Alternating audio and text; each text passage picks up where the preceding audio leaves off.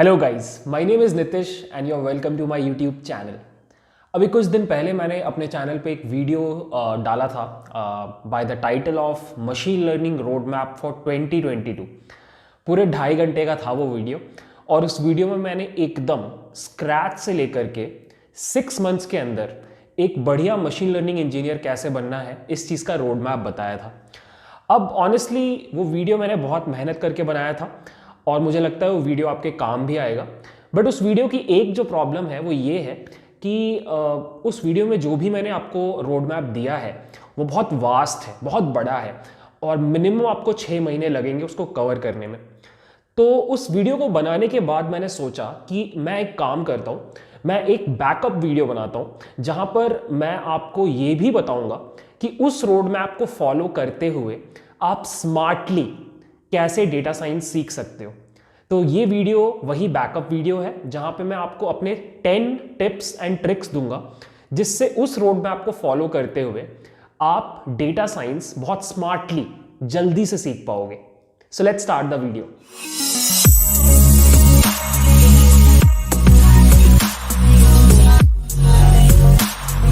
सो चलो फिर guys, let's start with my tip number 1। So जब आप डेटा साइंस सीखना स्टार्ट करोगे तो आप रियलाइज करोगे कि कुछ ऐसी चीजें आपको पढ़नी है जिनको पढ़ने के बाद आप उनको और कई चीजों को पढ़ने में इस्तेमाल करोगे, जैसे कि पाइथन। अब आपको पाइथन पढ़ना भी है और पाइथन इतना यूजफुल है कि पूरे के पूरे इस जर्नी में कई बार आपको पाइथन यूज भी करना है दूसरी चीजों को पढ़ने के लिए। तो ये एक बहुत इंपॉर्टेंट टूल बन जाता है। इस तरीके की कुछ और चीजें भी हैं, जैसे कि पैंडास, जो कि एक डेटा मैनिपुलेशन लाइब्रेरी है। आपको पहले पैंडास सीखना है और फिर उसको ना जाने कितनी बार अपने डेटा साइंस जर्नी में यूज करना है और नई चीजें सीखने के लिए। सिमिलरली स्टैटिस्टिक्स का बेसिक्स और सिमिलरली डेटा विजुअलाइजेशन, ये 4 चीजें मुझे लगता है बहुत इंपॉर्टेंट है। और आप जब अपना डेटा साइंस का जर्नी स्टार्ट कर रहे हो तो इन 4 चीजों को बहुत अच्छे से आपको सीखना चाहिए। कभी कभी क्या होता है कि हम बहुत अच्छे से ना सीख करके बस हल्का फुल्का पढ़ के आगे बढ़ जाते हैं और फिर आगे जा करके हम रियलाइज करते हैं अरे मैंने तो उतने अच्छे से पढ़ा ही नहीं, और फिर मुझे दोबारा पीछे जा करके पाइथन जैसी चीज को कवर करना पड़ता है। तो ये सारे फंडामेंटल बिल्डिंग ब्लॉक्स हैं, इनको प्लीज सही से कवर करके आगे बढ़ो, ठीक है। इससे क्या होगा कि फ्यूचर में आप कितना भी कॉम्प्लेक्स टॉपिक पढ़ रहे हो, अगर उसमें पाइथन यूज हो रहा है तो आपको एटलीस्ट पाइथन समझने में परेशानी नहीं होगी, बिकॉज वो आपके दिमाग में क्लियर है। सो मेरा टिप नंबर 1 है कि कुछ चीजें दूसरी चीजों से ज्यादा इंपॉर्टेंट है इस डेटा साइंस जर्नी में। और उन 4 चीजों का नाम मैं फिर से लेता हूं: पाइथन, पैंडास जो कि एक लाइब्रेरी है पाइथन का, उसके बाद स्टैटिस्टिक्स, बेसिक स्टैटिस्टिक्स, और 4th डेटा विजुअलाइजेशन। ये 4 चीजों को आपको बहुत अच्छे से पढ़ना है, बिकॉज इनको यूज करके आप नई चीजें सीखोगे आगे जाके। तो ये आपके फंडामेंटल्स हैं, इसको प्लीज क्लियर करके रखो। मेरा tip number 2, not all algorithms are same. अब मशीन लर्निंग में हम जब घुसते हैं तो हमें पता रहता है कि हमें एल्गोरिदम्स पढ़ने हैं। Machine learning is all about learning these algorithms, linear regression, SVM, random forest और बहुत सारे एल्गोरिदम्स। इनफैक्ट अगर आप एक बार बैठो और रिसर्च करो तो आपको पता चलेगा कि कम से कम 25 एल्गोरिदम्स हैं जो आपको पढ़ने हैं। एंड सिंस मैंने ये कवर कर रखे हैं तो मुझे पता है कि इनमें से एक एक एल्गोरिदम को पढ़ने में और अच्छे से समझने में कई बार हफ्ते लग जाते हैं, ठीक है। तो मतलब ये है कि अगर आप हर एल्गोरिदम को पढ़ने जाओगे तो हफ्तों अगर आप मिला लो तो महीने तो ऐसे ही हो जाते हैं, ठीक है। बट ये स्मार्ट तरीका नहीं है। मुझे अपनी जर्नी से याद है कि मैंने डिसाइड किया था कि मुझे मशीन लर्निंग का हर एल्गोरिदम आना चाहिए, मैंने दिल पे ले लिया था, ठीक है। और जब तक मुझे सारे एल्गोरिदम्स नहीं आएंगे मैं अगले स्टेज में नहीं जाऊंगा, और मेरा अगला स्टेज था प्रोजेक्ट्स बनाना, और ये बिल्कुल गलत डिसीजन था। मशीन लर्निंग के सारे एल्गोरिदम्स ऑनेस्टली स्पीकिंग मुझे आज भी नहीं आते, ठीक है। और वही मैं आपको बता रहा हूं कि कुछ एल्गोरिदम्स दूसरे एल्गोरिदम से ज्यादा इंपॉर्टेंट होते हैं, ठीक है। जैसे कि अगर आप लीनियर रिग्रेशन का बात करो, लॉजिस्टिक रिग्रेशन का बात करो, एसवीएम का बात करो, आप डिसीजन ट्रीज का बात करो, रैंडम फॉरेस्ट, बैगिंग, बूस्टिंग, ये कुछ एल्गोरिदम्स हैं जो आपको हर इंटरव्यू में पूछा जाएगा। हर इंटरव्यूअर ये एक्सपेक्ट करेगा कि आपको इन एल्गोरिदम्स के बारे में पता होना चाहिए। बट कभी कभी ही ऐसा होगा कि आपसे इंटरव्यू में पूछा जाएगा हिडन मार्कोव मॉडल के बारे में, या फिर आपसे पूछा जाएगा टी स्ने के बारे में, ठीक है। तो मैं बस ये बोल रहा हूं कि थोड़ा स्मार्टली प्लान करो अपने पढ़ाई को। अगर आपका अगला स्टेज है इंटरव्यू देना, या फिर आपका अगला स्टेज है प्रोजेक्ट्स बनाना, तो उस स्टेज में जैसे ही आप इंपॉर्टेंट वाले एल्गोरिदम्स कर लो, चले जाओ, ठीक है। ये मत रखो अपने दिमाग में कि भाई मुझे पहले 25 के 25 मशीन लर्निंग एल्गोरिदम्स अच्छे से आने चाहिए तभी मैं इंटरव्यू दूंगा। नहीं, ऐसी जरूरत नहीं है। थोड़ा सा रिस्क लो, प्रोबेबिलिटीज पे खेलो। सभी को पता है कि अगर आप इंटरव्यू में बैठोगे तो लीनियर रिग्रेशन पे क्वेश्चन पूछा ही जाएगा, तो वो हम अच्छे से पढ़ते हैं। और हमें यह भी पता है प्रोबेबिलिटीज से कि टीसने से 10 इंटरव्यू में एक इंटरव्यू में क्वेश्चन पूछा जा सकता है, तो मैं रिस्क ले सकता हूं कि टीसने मैं बाद में आराम से कवर कर लूंगा, ठीक है। तो यहां पर आपको थोड़ा स्मार्टली प्ले करना है। जो टॉप 10 एल्गोरिदम्स है जो हर जगह पूछे जाते हैं, बहुत वाइडली एप्लीकेबल हैं, आप उनके ऊपर ज्यादा फोकस करो, और जो थोड़े कम पॉपुलर एल्गोरिदम्स हैं उनको फिलहाल सेकेंड राउंड के लिए छोड़ दो। इससे आपका बहुत क्रूशियल टाइम बच जाएगा। मेरा तीसरा टिप है लर्न बाय डूइंग। मैं बहुत फर्मली इस प्रिंसिपल में बिलीव करता हूं कि आप तभी ज्यादा सीख पाते हो जब आपके दिमाग में वाई, WHY क्लियर होता है। खुद सोच के देखो यार, आपने बचपन में शायद एग्जाम हॉल में कभी ना कभी चीटिंग की होगी, एंड गेस व्हाट, आपको वो क्वेश्चंस कभी याद नहीं रहेंगे जो आपने नॉर्मली एग्जाम में लिख दिए अपने कॉपी में। आपको लेकिन वो क्वेश्चंस जरूर याद होंगे जिन क्वेश्चंस को आपने चीटिंग करने में यूज किया, मतलब आपके फ्रेंड ने उसका आंसर पूछा या फिर आपने किसी से उसका आंसर पूछा। वो क्वेश्चंस और वो आंसर दिमाग में बैठे रहते हैं सालों साल। क्यों?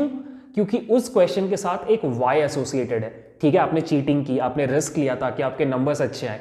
सिमिलरली आप जो भी पढ़ते हो, अगर उसके साथ एक वाई अटैच्ड होना, तो वो मेमोरी में जाके चिपक जाता है और लंबे पीरियड तक रहता है, ठीक है। इसीलिए मैं हमेशा बोलता हूं कि प्रोजेक्ट्स बनाओ। जैसे आप प्रोजेक्ट्स बनाते हो ना, तो आपकी लर्निंग्स को, आपके नॉलेज को एक वाई का सहारा मिल जाता है, ठीक है। अच्छा, ये वाला कॉन्सेप्ट मैंने उस प्रोजेक्ट में यूज किया था। क्यों यूज किया था? बिकॉज ये पर्पस सॉल्व कर रहा था। तो जैसे ही आप इस तरीके से पढ़ने लग जाते हो कि आपने एक एल्गोरिदम पढ़ा, उसको एक प्रोजेक्ट में यूज किया, तो उस एल्गोरिदम के प्रिंसिपल्स आपको कहां यूज हो रहे हैं ये दिखने लग जाएंगे। और जैसे ही ये आपका एसोसिएशन क्रिएट होने लग जाएगा आपके दिमाग में, आपकी जो लर्निंग है वो इंप्रूव होती चली जाएगी। सो मेरा ये आपको एक सजेशन है कि कितना भी छोटा प्रोजेक्ट हो, पर एक प्रोजेक्ट हमेशा बनाओ। जब भी आपको लगता है कि मैं एक इंपॉर्टेंट चीज सीख करके निकला हूं, उसको सॉलिडिफाई करने के लिए एक छोटा सा तो प्रोजेक्ट आपको बिल्कुल बनाना चाहिए। Tip number 4, understand the reward system. So आपको एक चीज शायद पता होगी कि आप कभी भी कोई चीज अगर स्टार्ट करते हो अपनी लाइफ में, जैसे आपने बोला कि मैं आज से हेल्दी बनने का ट्राई करूंगा, या फिर आपने बोला कि मुझे डेटा साइंस सीखना है, तो जब भी आप कोई चीज को स्टार्ट करते हो ना, तो आप थोड़ा मोटिवेशन लेके स्टार्ट करते हो।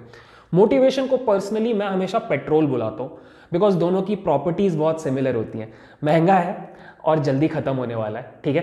तो होता क्या है कि आपका जो मोटिवेशन है, आप उसको लेके स्टार्ट करते हो, बट थोड़े टाइम के बाद मोटिवेशन घटने लगता है। ये शायद आप भी अग्री करोगे कि जितने जोश से आप फर्स्ट डे स्टार्ट करते हो, 1 महीने बाद उतना जोश नहीं रहता।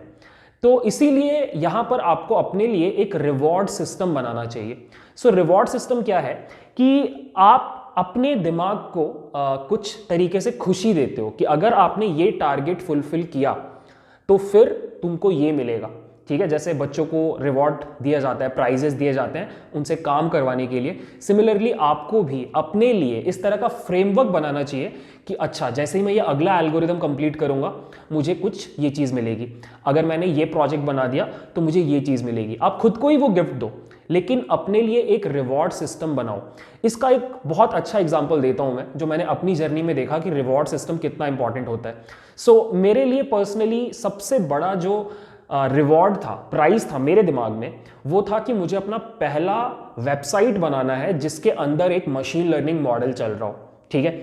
ये मेरा पहले दिन से गोल था कि मुझे अपनी पहली वेबसाइट बनानी है, क्योंकि मैं वेब डेवलपर था तो मुझे वेबसाइट्स बनाना भी अच्छा लगता था और मुझे मशीन लर्निंग में भी इंटरेस्ट था। तो मेरा goal was to build a website जो इंटेलिजेंट हो, जिसके अंदर एक मशीन लर्निंग मॉडल रन कर रहा हो।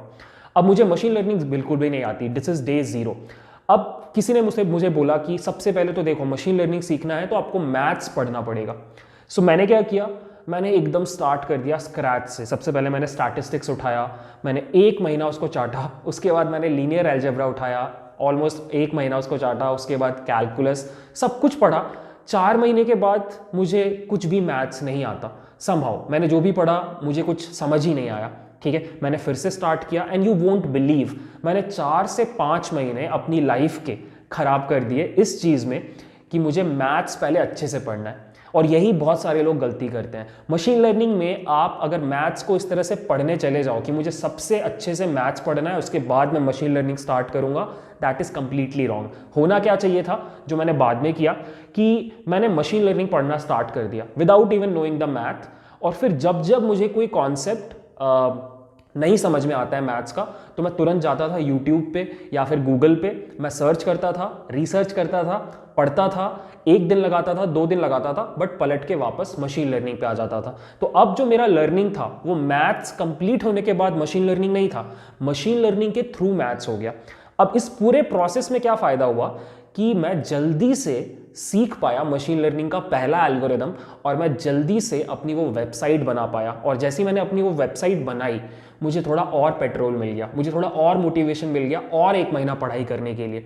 तो एग्जाम्पल के थ्रू मैं बस आपको ये समझाना चाहता हूँ कि अगर आपने खुद के लिए कोई रिवॉर्ड सिस्टम नहीं रखा है तो आपका पेट्रोल खत्म हो जाएगा। और ट्रस्ट मी गाइस, ये जर्नी बहुत लंबी है। ये ऐसा सब्जेक्ट है जिसको पढ़ने में, मास्टर करने में साल लग सकता है। अगर आपका मोटिवेशन खत्म हो जाएगा ना, तो फिर कोई फायदा नहीं है। ठीक है, तो प्लीज खुद से बात करो और अपने लिए एक फ्रेमवर्क तैयार करो जहां पे आपके लिए कुछ रिवॉर्ड्स हो, मोटिवेशन हो, पेट्रोल हो। टिप नंबर 4 है कि अपने लिए 2 चीजें खोजो। पहली चीज एक मेंटोर, दूसरी चीज एक स्टडी पार्टनर या फिर स्टडी ग्रुप। मैं दोनों के फायदे बताता हूं। So first of all, mentor एक ऐसा बंदा है जो आपसे प्रेफरेबली 4-5 साल बड़ा है या शायद उससे भी बड़ा है, और डेटा साइंस के डोमेन में कुछ कर रहा है, मोस्ट लाइकली एक जॉब कर रहा है, बिकॉज आपको भी जॉब करनी है। ठीक है, और वो आपको हेल्प करने को तैयार हो, और हेल्प भी ऐसा कि आप बस उससे कुछ क्वेश्चंस पूछ लो और वो आपको झट से आंसर कर दे और आपको आपका जो आगे का रास्ता है वो क्लियर हो जाए। ठीक है, अब मेंटोर क्यों इंपॉर्टेंट होता है मैं आपको बताता हूं। क्योंकि कई बार आपके दिमाग में समझ नहीं होगी कि आगे क्या करना है, बट वो मेंटोर वो चीज 4-5 साल पहले करके बैठा हुआ है, तो उसके लिए वो बहुत ट्रिवियल सी चीज है, बहुत मामूली सी चीज है। तो वो आपको 1 मिनट में उस चीज का आंसर दे सकता है, जिस चीज का आंसर निकालने में हो सकता है आपको 2 दिन लग जाए।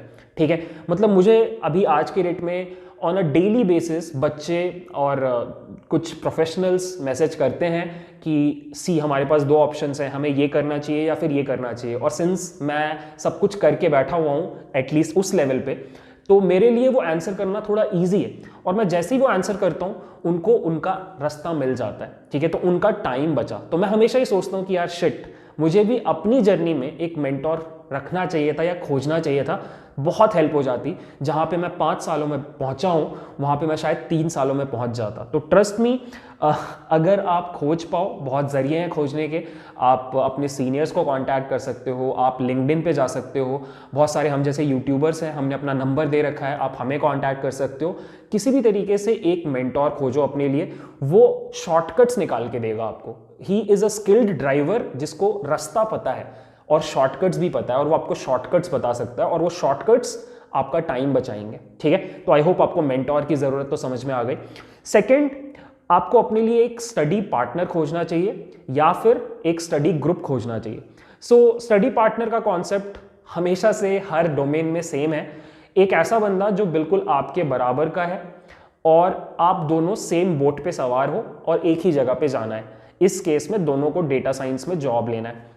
अब इससे क्या फायदा होता है ना, कि हर दिन एक जैसा तो नहीं होता है। आज आपको बहुत मन कर रहा है पढ़ाई करने का, कल हो सकता है आप बहुत लो फील करो बिकॉज आपने कुछ चीज पढ़ने का ट्राई किया और आपको समझ नहीं आ रहा क्योंकि वो बहुत डिफिकल्ट है, तो आपका मोटिवेशन लेवल नीचे और आपका जो भी आपने टाइम टेबल बनाया था वो सब खिड़की से बाहर। ठीक है, वैसे टाइम में आपका वो स्टडी पार्टनर या फिर आपका स्टडी ग्रुप आपको उठाएगा और आपको चिल करेगा, बिकॉज आप लोग सेम एज ग्रुप के हो, प्रोबेबली फ्रेंड्स हो, तो एक दूसरे को ज़्यादा बेहतर समझोगे। तो बेसिकली जब आपका लो है तो वो आपको हैंडल कर लेगा, जब उसका लो है तो आप उसको हैंडल कर लोगे। तो इससे क्या होगा कि वो जो खराब वाले दिन होते हैं ना, मतलब कोई 6 महीने लगातार पढ़ाई नहीं कर सकता, मैं लिख के दे सकता हूँ कि कम से कम 10 दिन आपका दिमाग खराब होगा। तो ये जो आपका स्टडी पार्टनर है ना, वो 10 दिनों में आपकी हेल्प करेगा, ठीक है। ऑल्सो साथ में पढ़ने में एक मोटिवेशन है, एक मज़ा है, आप उसको गेमीफाई कर सकते हो, आप कई तरह की पॉसिबिलिटीज़ क्रिएट कर सकते हो। सो बहुत सारा तरीका है स्टडी पार्टनर खोजने का। मेरे ही चैनल पे इतने लोग कमेंट्स में कुछ कुछ बात करते हैं, अगर आपको लगे तो आप किसी एक पर्टिकुलर बंदे से कनेक्ट कर सकते हो। You can also join communities, जो इस तरह की कम्युनिटीज़ हैं, और बहुत जो बड़े यूट्यूबर्स हैं मैंने देखा है उनकी डिस्कॉर्ड कम्युनिटीज़ हैं, वहाँ पर बहुत सारे मेंबर्स हैं, आप वहाँ पर जाकर के किसी स्टडी पार्टनर को खोज सकते हो। फेसबुक के ग्रुप्स हैं, ठीक है, मतलब समझ रहे हो ना, आपको ये सब अच्छे से पता है कैसे करना है, तो बस समझो कि ये इंपॉर्टेंट है। ये सारी गलतियाँ मैंने कर रखी हैं, that is why I am telling you, आप मत करना। मेरा अगला टिप है कि अपनी डेटा साइंस जर्नी में कहीं से भी पढ़ाई करो, कोई बात नहीं, अच्छी बात है, बट एक चीज़ के ऊपर बहुत टाइम स्पेंड करो, और वो है kaggle.com। सो अगर आपको अभी तक Kaggle के बारे में नहीं पता, गलत बात है, आपको पता होना चाहिए। Kaggle एक वेबसाइट है, इट इज़ अ प्लेटफॉर्म जहाँ पर बहुत सारे दुनिया भर के डेटा साइंटिस्ट लोग आते हैं और अलग अलग तरीके का काम करते हैं, कॉम्पिटिशन्स होते हैं, बहुत सारे डेटा सेट्स हैं जिसके ऊपर लोग आके काम करते हैं, डिस्कशंस करते हैं। सो मुझे अपना याद है कि 2017-18 में जब मैं डेटा साइंस सीख रहा था और Kaggle ठीक ठाक स्टार्ट हो चुका था, आज जितने डेटा सेट्स हैं उतने नहीं थे उस टाइम, बट स्टिल काफ़ी लोग थे Kaggle के ऊपर। मुझे याद है कि मैं बहुत टाइम स्पेंड किया करता था Kaggle पे, ठीक है। मैं सोने के पहले फ़ोन उठाता था और डेटा सेट, जो मेरे फेवरेट डेटा सेट है, उस पर क्लिक करता था, और उस डेटा सेट के ऊपर जिन लोगों ने नोटबुक्स बना रखी हैं, मैं जाकर के नोटबुक्स पढ़ता था, ठीक है। कोई प्रेशर नहीं कि मुझे कुछ सीखना है, मैं बस देखता था कि लोग किस तरीके से डेटा सेट के ऊपर काम कर रहे हैं, किस तरीके से वो एनालाइज कर रहे हैं, उनका स्टाइल क्या है, ठीक है। और हर दिन 15-20 मिनट के सेशन से मुझे काफ़ी नॉलेज मिलता चला गया, ठीक है। बहुत सारे इंपॉर्टेंट डिस्कशंस होते हैं Kaggle पे, कॉन्टेस्ट होते हैं, उन कॉन्टेस्ट में कैसे पार्टिसिपेट करना है, बहुत तरीके का नॉलेज है। जहाँ भी बहुत सारे आपके जैसे लोग होंगे वहाँ पर आपको ऑटोमेटिकली ज्ञान मिलता है, ठीक है। आपका कॉलेज में भी आपके जैसे बहुत सारे लोग हैं, और आपको भी पता है आप हॉस्टल में कितना सीखते हो, राइट। वो सेम चीज आपको Kaggle पे दिखाई देगी। आई लव ब्राउजिंग Kaggle, ठीक है। नए डेटा सेट्स पे जाना, लोग क्या बात कर रहे हैं उसको फॉलो करना। इनफैक्ट Kaggle का एक फीड आता है, वो फीड भी बहुत बढ़िया होता है। फीड को क्लिक करो और उस फीड में जो भी आपके पास न्यूज़ फीड आ रहा है उसमें जाओ, पढ़ो, लोग किस तरीके से डेटा के ऊपर काम कर रहे हैं, वो अंडरस्टैंडिंग डेवलप करना इज ब्रिलियंट, ठीक है। तो जितने दिन आप पढ़ाई कर रहे हो, मैं तो आपको रिकमेंड करूंगा जस्ट 15-20 मिनट्स, कुछ ऐसे पर्पस के साथ नहीं, बस ऐसे जाओ और बस पेजेस क्लिक करते करते कुछ भी पढ़ो, एंड यू वुड सी कि वो रैंडम स्क्रॉलिंग भी ना आपको बहुत हेल्प करेगा आपके डेटा साइंस जर्नी में। यू नेवर नो, आपको वहां से आपके स्टडी पार्टनर्स मिल जाएं या फिर आपके मेंटोर्स मिल जाएं, ठीक है। तो पॉसिबिलिटीज एंडलेस है Kaggle के ऊपर। मेरा सजेशन मानना, Kaggle पे टाइम स्पेंड करना। मेरा अगला टिप है कि डोंट फॉलो द हर्ड, या फिर हिंदी में बोला जाए सिंपल शब्दों में तो भेड़ चाल मत चलो। ज़रूरी नहीं है कि सबके लिए अगर कोई चीज़ क्लिक कर रही है तो वो आपके लिए भी सही हो। मैं आपको अपना एग्जांपल देता हूँ। मैंने जब स्टार्ट किया था तो ऑब्वियसली मैथ्स वैथ्स पढ़ने को लोगों ने बोला था, बट एक चीज़ और सभी ने बोली थी मुझे, और वो था कि भाई मशीन लर्निंग पढ़ रहे हो तो एंड्रयू एनजी का कोर्स ज़रूर करना। और ट्रस्ट मी, मेरे को याद है वो एंड्रयू एनजी का कोर्स, वो स्टैनफोर्ड का लेक्चर बेसिकली, जहाँ पर बहुत सारे उसके फर्स्ट ऑफ ऑल लेक्चर्स हैं और एक 1-1.5 घंटे का हर लेक्चर है। और मैं हर बार स्टार्ट करता था पढ़ना, वो ब्लैक बोर्ड में पढ़ाते थे, और ऑनेस्टली मेरे को समझ नहीं आता था ज़्यादा, थोड़ा डिफिकल्ट लगता था क्योंकि मैं एकदम बिगिनर था, और he was very I don't know क्या बोलते हैं, थोड़ा हाई लेवल पे पढ़ा रहे थे और स्टैनफोर्ड के बच्चों को पढ़ा रहे थे, तो थोड़ा सा ज़्यादा डिफिकल्ट लग रहा था मुझे। और मैंने 3 अलग बार ट्राई किया उस लेक्चर सीरीज को कंप्लीट करने का, बट कभी भी मैं 5 लेक्चर्स के आगे जा ही नहीं पाया क्योंकि मेरे को समझ ही नहीं आता था, ठीक है। और उस पॉइंट पे फिर मैंने डिसाइड किया कि यार भाड़ में जाए, कोई बात नहीं पढ़ेंगे एंड्रयू एनजी से। मैंने इनफैक्ट यूडेमी पे मैं गया और जो सबसे सिंपलेस्ट कोर्स मुझे लगा मैंने वो खरीदा और मैंने वो पढ़ना स्टार्ट किया, एंड यू वोंट बिलीव उससे मुझे ज़्यादा समझ में आया क्योंकि हो सकता है मेरा दिमाग नहीं समझ पा रहा होगा उतनी डिफिकल्ट चीजें। तो मेरा कहने का ये मतलब है ना कि लोग आपको स्टैंडर्ड बातें बताएंगे कि एंड्रो एनजी का कोर्स तो करना ही चाहिए, सही बात है, मैंने भी किया, लेकिन 1 साल के बाद जब मैं थोड़ा उस लेवल पे पहुंच गया कि मैं उनकी बातें समझ पाऊं, तो होता क्या है कि हम हर्ड मेंटालिटी फॉलो करते हैं, भेड़ चाल फॉलो करते हैं। सभी एंड्रो एनजी का कोर्स कर रहे हैं तो मैं भी करूंगा, बट मेरे लिए वो क्लिक नहीं कर रहा है। तो आपको हमेशा अपने लिए जो बेस्ट काम कर रहा है वो खोजना होता है। आपको अपने लिए एक ऐसा टीचर खोजना है जिसकी बातें आपको समझ में आती हैं, जिसकी बातें आपके दिमाग में जाके बैठती हैं। वो टीचर आप खोज लोगे ना तो आपका रास्ता शॉर्ट हो जाएगा, जर्नी छोटी हो जाएगी, जल्दी आप अपने गोल तक पहुंचोगे। ठीक है, एक और एग्जांपल देता हूं मैं आपको हर्ड मेंटालिटी का। लोग बोलते हैं कि रिसर्च पेपर्स पढ़ो, मशीन लर्निंग डीप लर्निंग में काम कर रहे हो, रिसर्च पेपर्स पढ़ने चाहिए। अब मुझे याद है मैं जब इनिशियली रिसर्च पेपर्स डाउनलोड करके पढ़ता था यार, मेरे को एक लाइन समझ में नहीं आती थी, मतलब एक सिंगल लाइन नहीं, वो क्या बोल रहा है, कौन सी इक्वेशंस की बात कर रहा है, कहाँ से आया, मेरे को समझ में नहीं आता था। एंड मैंने बोला हटाओ, मुझे नहीं पढ़ना, मुझे नहीं देखना। ठीक है, और मैंने सच में 2019 तक फिर मैंने कोई पेपर नहीं पढ़ा। ठीक है, मैंने कुछ यूट्यूब चैनल्स फॉलो किए जहाँ पे जो यूट्यूबर है वो पेपर को पढ़ करके उसका सिंप्लीफाइड वर्जन दिखाता है या फिर उसका पाइथन कोड इंप्लीमेंट करके देता है, तो वो लोगों से मुझे ज़्यादा समझ में आया, पेपर पढ़ने से समझ में नहीं आता था। ठीक है, आज की डेट में भी मेरे को एक डिफिकल्ट पेपर पढ़ने में like it is one of the things जो मैं नहीं करना चाहता हूँ। ठीक है, तो हो सकता है यार, मतलब ज़रूरी नहीं है कि आपका दिमाग एकदम शार्प हो, आपका दिमाग मेरे जैसा भी हो सकता है जो बहुत तेजी से चीज़ें ना समझ पाए। तो इन दैट केस आप अपने हिसाब से चॉइसेस लो, अपना टीचर पसंद करो, अपनी वेबसाइट्स पसंद करो, अपने यूट्यूब चैनल्स पसंद करो और अपने हिसाब से तैयारी करो। किसी के साथ प्रेशर लेने की ज़रूरत नहीं है। ठीक है, थोड़ा टाइम एक्स्ट्रा लगेगा बट आप भी वहाँ पहुँच जाओगे जहाँ पे बाकी लोग पहुँच रहे हैं। ठीक है, सो आई होप आपको ये बात समझ में आ गई। मेरा अगला टिप है डॉक्यूमेंट योर लर्निंग्स। सो ये एक चीज़ आप आगे जाके फील करोगे जब आप थोड़ा और पढ़ने लगोगे मशीन लर्निंग। मुझे ऑलरेडी बहुत लोगों ने मैसेज किया है इस परेशानी को लेकर के, और मैं खुद भी समझता हूँ ये परेशानी क्योंकि मुझे भी हो चुकी है। सो परेशानी ये है कि आप लोगों में से बहुत लोग मुझे ये बोलते हो कि आप लोग पढ़ तो लेते हो, वीडियोस देख लेते हो, नोट्स बना लेते हो, बट इवेंचुअली 1 महीने के बाद कुछ याद नहीं रहता, भूल जाते हो, दोबारा से पढ़ना पड़ता है और टाइम वेस्ट होता है। और ये एकदम वैलिड बात है, ये मेरे साथ भी हुआ है एंड आई एम श्योर ये सभी के साथ होता है, अनलेस अनटिल आप आइंस्टाइन लेवल के जीनियस नहीं हो, हम सभी के साथ ये होता है। इसका रीज़न ये है ना कि हमारा दिमाग सिर्फ उन चीज़ों को ही कंटेन करता है लंबे पीरियड तक जो इम्पॉर्टेंट होते हैं, जो आपने काइंड ऑफ उसको कहीं पे अप्लाई किया होता है या यूजफुल होता है। ठीक है, तो कहने का मतलब ये है ना कि आप कभी भी कोई भी चीज़ पढ़ो और फिर आप उसको यूज़ ना करो, बस ऐसे ही छोड़ दो, तो आपका दिमाग उसको अनयूजफुल इंफॉर्मेशन समझ करके भूल जाएगा, हटा देगा। तो कायदे से मेरे लिए जो टेक्निक बहुत काम की वो ये था कि मैं अपनी लर्निंग्स को डॉक्यूमेंट करने लगा।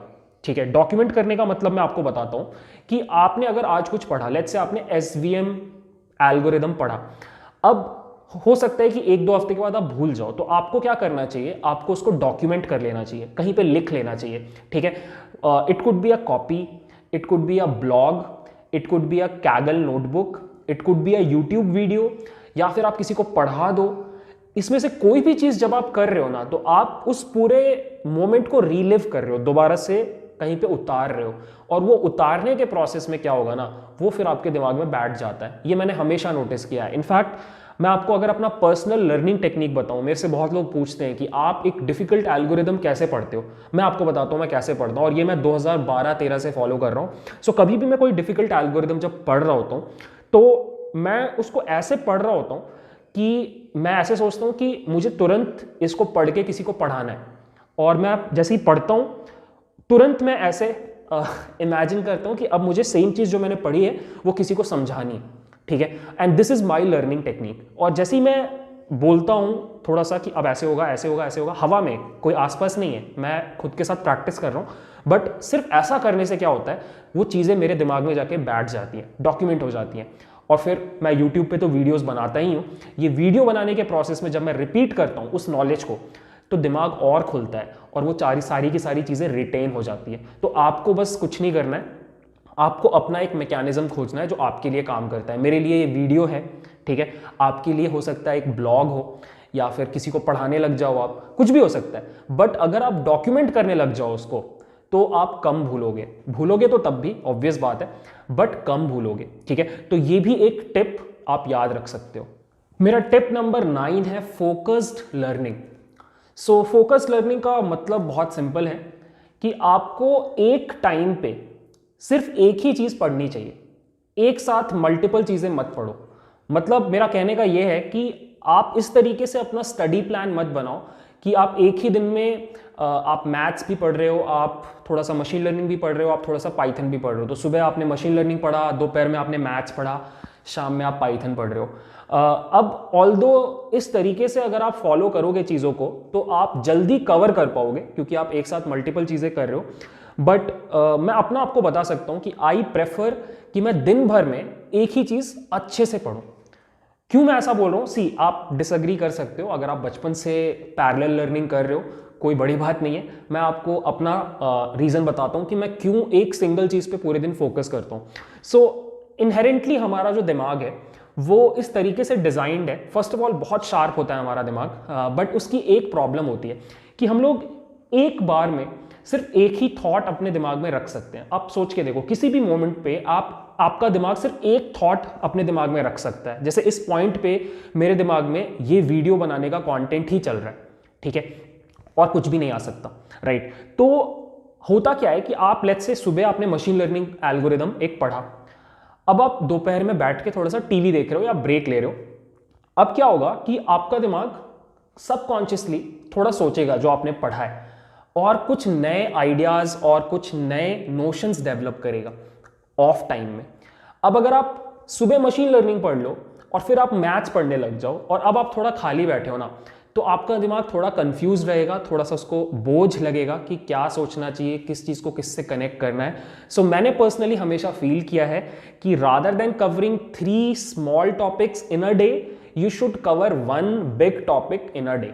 इससे क्या होता है कि आपके दिमाग के अंदर चीज़ों को कनेक्ट करने में थोड़ा इजी फील होता है, और आपका जो लर्निंग होता है वो थोड़ा और कंक्रीट होता है जब आप एक बार में एक चीज़ फॉलो करते हो। और इसीलिए आप नोटिस करोगे कि मेरा जो रोड मैप है उसमें मैंने एक बार भी आपको ऐसा नहीं बोला कि 6 महीने में आप एक साथ 2 चीज़ें करो। मैंने हर पॉइंट पे ये मेक श्योर किया है कि एक चीज़ को ख़त्म करने के बाद ही आपको दूसरी चीज स्टार्ट करनी है। तो ये मैं बहुत फर्मली बिलीव करता हूं। आई नो आप लोगों में से बहुत लोग डिसएग्री करोगे, और कर भी सकते हो, आप बिल्कुल अलग इंडिविजुअल पर्सनालिटी हो, आपका खुद का लर्निंग स्टाइल है। मैंने अपना लर्निंग स्टाइल शेयर किया, if you agree you can follow it. So मेरा लास्ट टिप है guys, to improve your analytical skills, ठीक है, या फिर सिंपल वर्ड्स में बोला जाए तो अपना कॉमन सेंस इंप्रूव करो।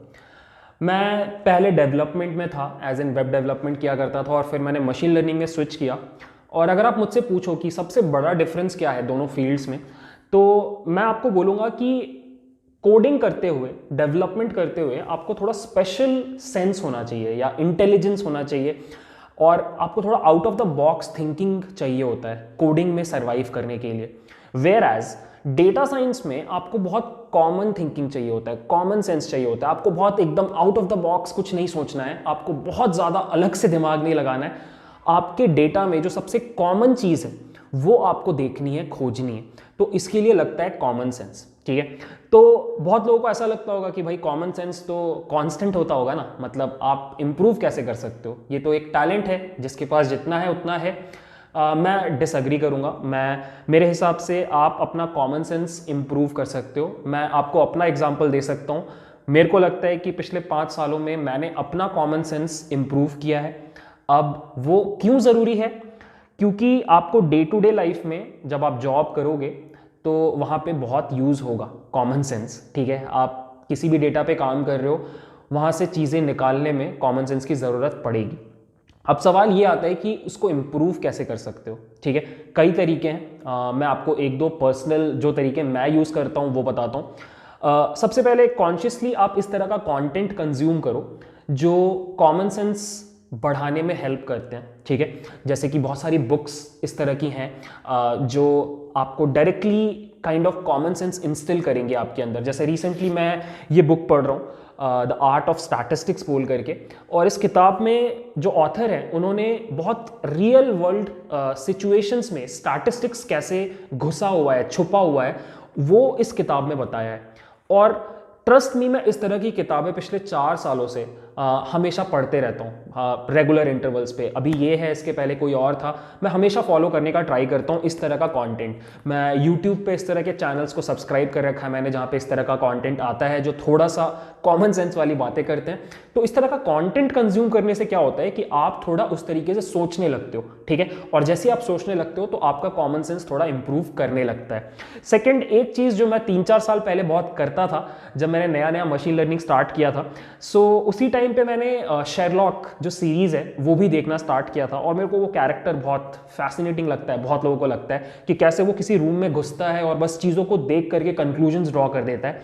तो मैंने सोचा था कि मैं भी अब से ऐसा किया करूँगा। तो मैं बस वगैरह में अगर ट्रैवल कर रहा होता था तो मैं, अगर कोई बंदा लेट्स से बस में घुसा, तो मैं उसको ऑब्जर्व करके उसके बारे में 5 कंक्लूजन पॉइंट्स अपने दिमाग में लाने का ट्राई करता था। अब कोई तरीका नहीं था प्रूव करने का कि जो मैं बोल रहा हूँ या सोच रहा हूँ वो सही है कि नहीं, बट मैं ऐसा प्रैक्टिस किया करता था। और मैंने नोटिस किया कि जस्ट ये करने से, ये 5-6 महीने ट्राई करने से मेरा एनालिटिकल कैपेबिलिटी थोड़ा सा इंप्रूव हुआ, ठीक है। तो इस तरह के आप और भी चीज़ें कर सकते हो। आप कुछ ऐप्स हैं प्ले स्टोर पे, आप उन ऐप्स को डाउनलोड करो, वो भी डायरेक्टली आपके कॉमन सेंस को इंप्रूव करने में हेल्प करते हैं। इन शॉर्ट, कॉमन सेंस ज़रूरी है डेटा साइंस में। और पॉइंट नंबर 2, इंप्रूव किया जा सकता है। मतलब ऐसा नहीं है कि आप जितना कॉमन सेंस लेके पैदा हुए थे उतना ही कॉमन सेंस लेके मर जाओगे। Common sense can be improved, analytical skills can be improve. That is why उसको एनालिटिकल स्किल बोला जाता है। स्किल्स को आप हमेशा इंप्रूव कर सकते हो। कैसे इंप्रूव करोगे? कंटेंट कंज्यूम करो, ठीक है, लॉजिकल कंटेंट। आप वो शेरलॉक वाला गेम खेलो अपने साथ, ठीक है, या अपने फ्रेंड के साथ। और थर्ड, इस तरह के बहुत सारे ऐप्स आते हैं जो आप यूज़ कर सकते हो। उसमें बहुत तरीके के ब्रेन गेम्स होते हैं जहाँ से आप इस तरह की चीज़ें सीख सकते हो, ठीक है। तो ये है मेरे टॉप 10 टिप्स एंड ट्रिक्स जो मुझे लगता है कि आपको हेल्प करेंगे, क्योंकि इन सारी चीज़ों ने ऑलमोस्ट मुझे हेल्प किया। इनमें से कुछ चीज़ें मैं नहीं कर पाया, जिसकी वजह से थोड़ा ज़्यादा टाइम लगा मुझे डेटा साइंस सीखने में। बट अगर आपको 6 महीनों में सीखना है तो आई थिंक ये टिप्स आपको हेल्प करेंगे। अब आप बताओ आपको कौन सा टिप सही लगा, या फिर आपकी साइड से कोई एडिशन है, कोई टिप आपके पास है जो आप फॉलो करते हो, उसको कमेंट में लिख के बताओ। बाकी यार, आई होप वीडियो आपको पसंद आया। अगर आप मेरे चैनल पे नए हो बाय द वे, तो मैं डेटा साइंस रिलेटेड कंटेंट बनाता रहता हूँ, और आप प्लीज़ एक बार मेरा चैनल चेक करो। वहाँ पे बहुत सारा कंटेंट है आपके लिए डेटा साइंस की फील्ड में। सो प्लीज़ कंसिडर सब्सक्राइबिंग, ठीक है। अगर ये वीडियो पसंद आया तो प्लीज़ गाइज इसको लाइक कर देना, और please share it with your friends जिनको भी इसकी ज़रूरत हो सकती है। बाकी मिलते हैं नेक्स्ट वीडियो में। बाय।